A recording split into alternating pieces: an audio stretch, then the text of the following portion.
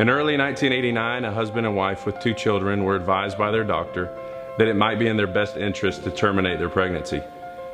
Due to the complications the mother was already experiencing, a previous miscarriage they'd had, and scans that were causing concern, the doctor continued to recommend abortion would be a good option because the child would have severe special needs and little to no quality of life. They told the doctor never to bring it up again, or they would find a new doctor. They had decided if the Lord wanted the pregnancy to end, He would do it Himself. Otherwise, they trusted Him with the results. The Lord decided not to end that pregnancy, and today, I'm the result. My name's John Oliver.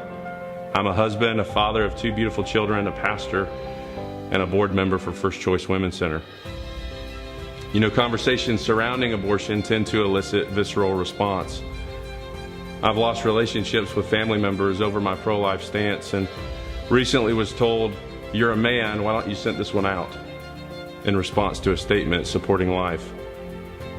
And that tends to be the attitude of many when it comes to a man's involvement in the abortion conversation. But like most abortion arguments, they may sound enlightening at first, but its foundation lacks reason. How does not having a uterus affect my ability to make moral judgment?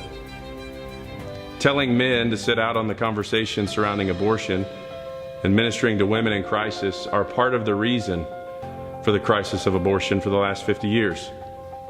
Men refusing to take responsibility to care for the mother of their children and for their unborn children are part of the problem.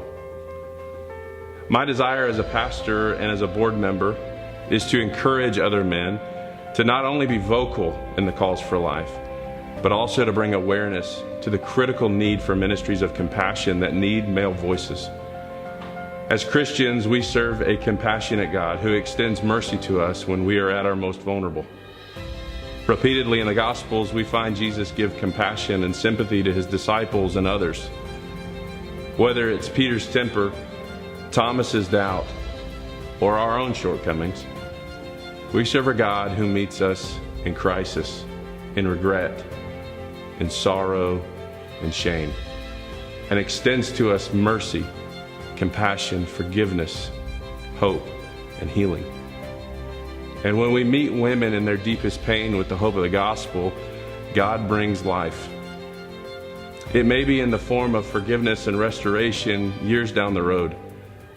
It may be in the form of a baby 9 months later. Whatever the case may be, God can take our most profound moments of pain and make something more beautiful than we can fathom. I'm here because my parents chose life when abortion was an easier option.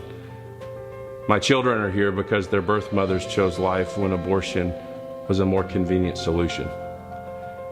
I won't sit out on the conversation for life, and I hope you won't either, because God can work miracles when we meet crisis with compassion.